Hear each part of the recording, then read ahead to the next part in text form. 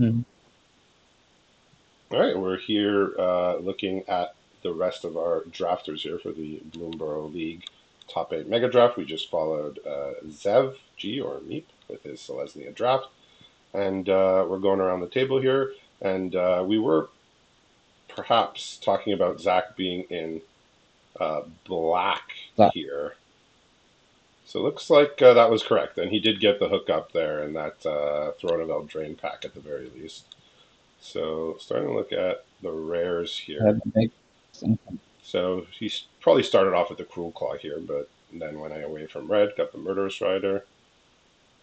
He got the Fountain Port that Zev passed on. Huntsman's The pack Redemption. wasn't good. There's a lot of double black pip cards. I noticed. Join the Dead, two bigs, and you got the Rider. So it says on our little viewer here that he's perhaps going to be Golgari here based on the deck that he was building at the end of the draft. But there's still a few blue cards in there. But it looks like he's mostly going to be a Golgari deck based on this build of what he was doing during the draft. Uh,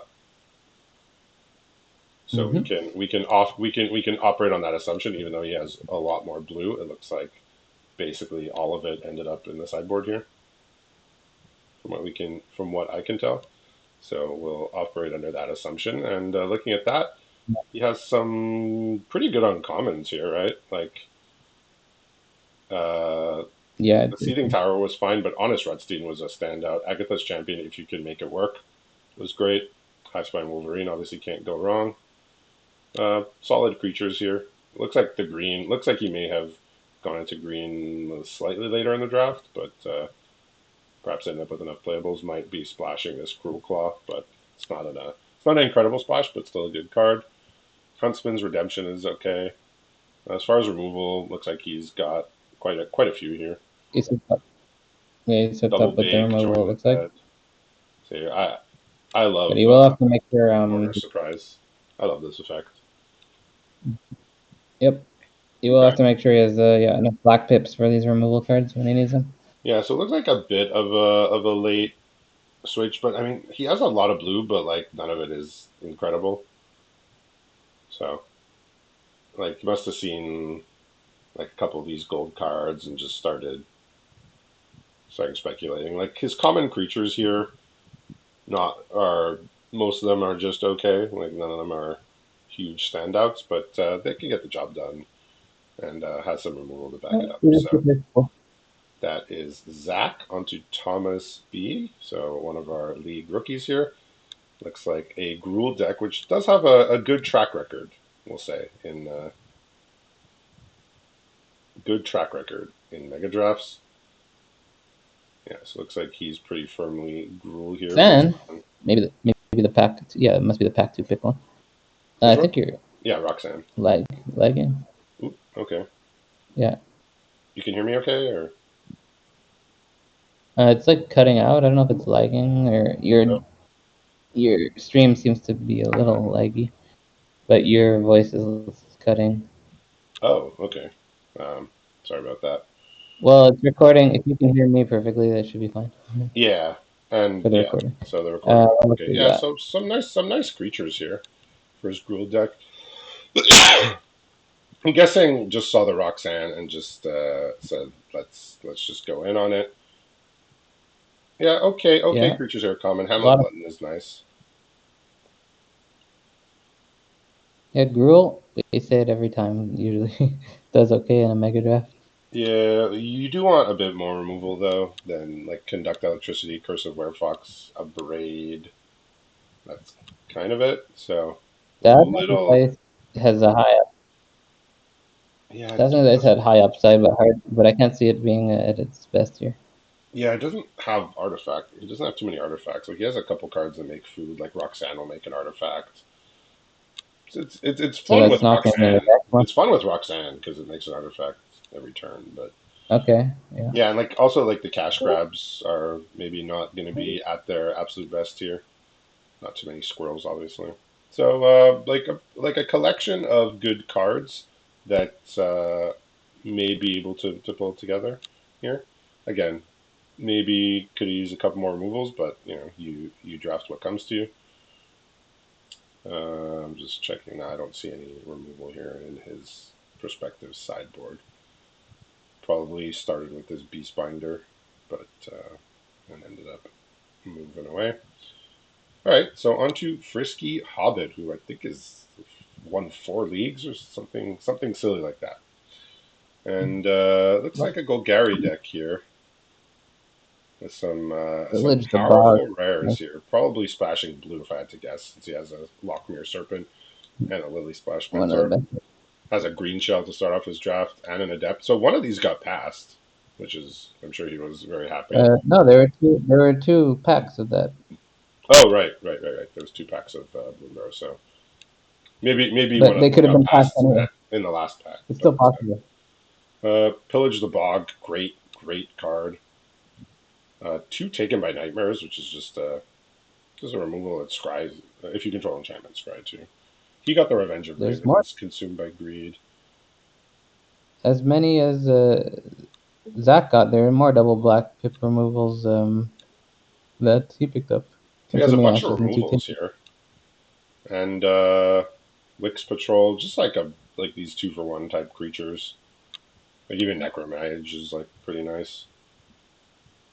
Yep, solid. Just like good 2-drops. Like look at these 2-drops. Like they're all just like good, right? Like The Pillars of the Bog works as a tutor, so if you got some bombs to get, that's a great card a yeah, lot of the late in the time. game, that's a great one. Gigapede is nice. True Guard Duo, yeah, looks solid. Looks like this deck will be able to hang in basically every game based on the power level. I mean, Badlands Revival is nice to get back some of these bombs after Revenge. they get removed because they will probably get removed. This might be the best deck we've seen so far. Yeah, I will say all his interaction is like 3 mana and up.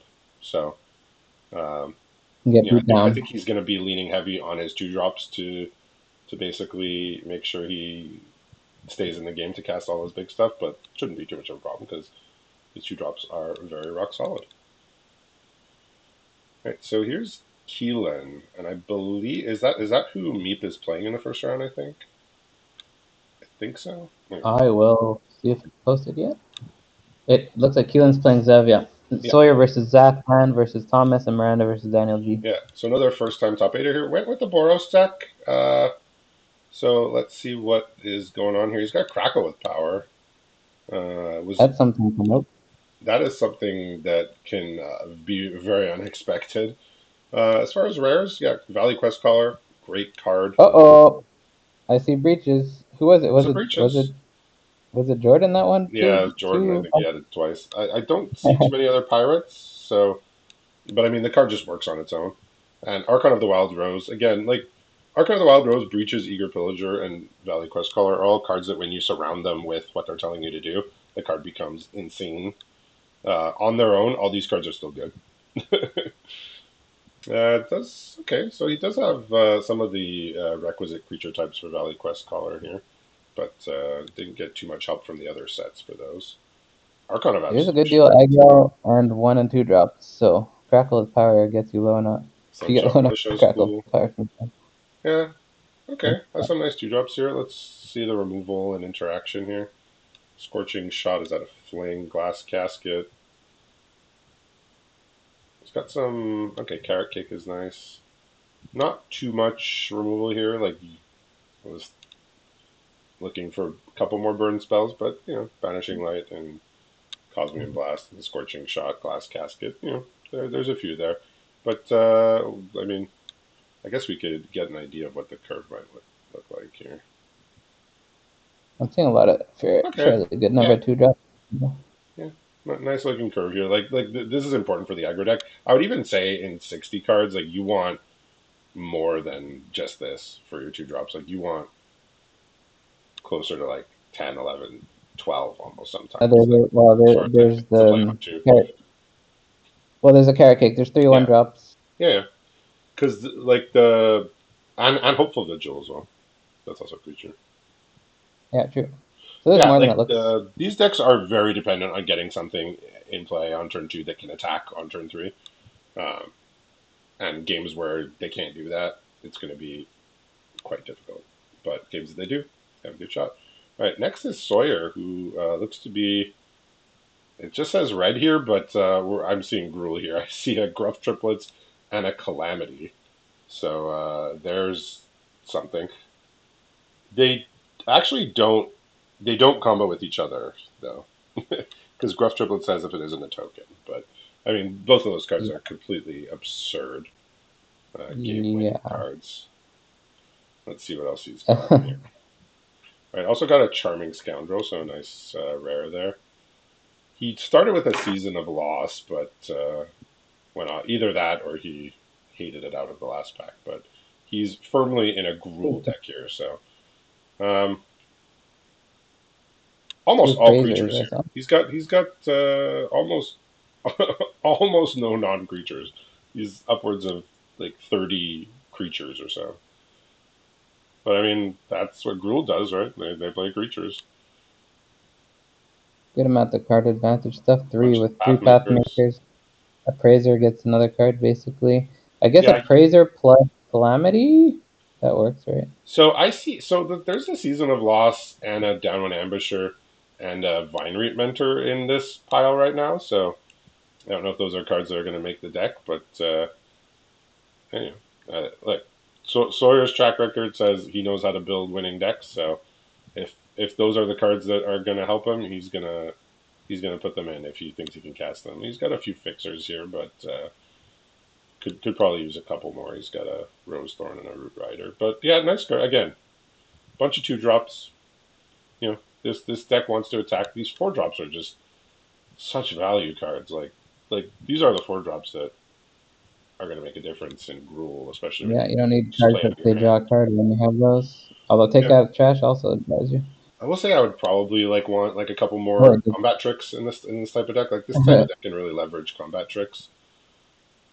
I just said take out the trash draws you, but it doesn't because you need raccoons. There's probably a Yeah, couple. There's a might have a goblin knight couple. riding a weasel.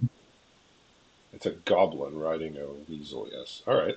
I thought Up it was a next raccoon. is Beatdown Bringer, who had 23 wins in the regular season part of our league here, and he's got a Simic deck. So Simic's not a deck we see too often or see winning too often in Megadrafts, but Why?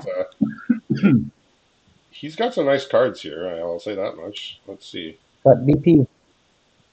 Yeah, he's got Bonnie Paul. He got the Otter Typhoon there, as I call it. Tishana's Stiebinder, nice card. Overwhelmed Oh, Apprentice. What is Marauding that? Sphinx was a really strong card. Tough Cookie, like just strong cards. Yeah, just like very very nice cards here to have in a deck. Lots of spells here, so let's see what's going on here. Okay, he was picking up these utility lands. Covetous Urge. If I know Dan, he's gonna play this, even though the mana cost is a bit intensive. Yeah, it's a little bit. I know he likes card draw, and I see right away some card draw spells here. He used most of his more of his picks for cards in the deck with all these lands. I'll say that. Yeah, this looks right up his alley as far as the kind of decks that he likes to play. So uh, Is that in the sideboard? The stuff like the Dreadmaw? yes, Okay, it might not those are actually support be. cards right now. I mean, I mean these cards may still end up making the deck, right? This is just like their current build as they were going along. So like these are Yeah, not final. I mean, it gives us a good sense of what might be in the deck, but it's in no way yeah, final. And I mean, this deck already has 56 cards, so it needs like a bunch of cuts yep. already. It's because But of the lands that do a bunch of stuff. yeah, I mean, the high quality of some of these cards is gonna be really really good for him. And then next to him, last one is Miranda, who looks to also have taken blue and green cards. So they were the only blue drafters. So green was a popular color here. We have one, two, three, four, five, six, and Sawyer's in green too. So we have all but Keelan are playing green cards somehow. But blue Green was was very fairly strict open. in LCJ. So they were cutting each other half the time, but the other half the time they were getting all the rest of the blue from the table. green was quite strong in OTJ and Bloomburrow, so I could We got see a why a Mockingbird, lot of people a call it Lock Whale, and a Stoic Sphinx. That card was a complete bomb. Gilded Stoic Goose, Sphinx. Is nice. tough to. I guess Stoic Sphinx gets blocked by the Hunter's 3/3 Talent. reach. Zev would have killed for Hunter's Talent with all his sticky tongues. Couple Yeah, removals that here. box Charm the Sleep. Yeah, your usual blue suite of removals didn't really get any fight spells aside from the Hunter's Talent. Big stuff. Yep, looks like big stuff here.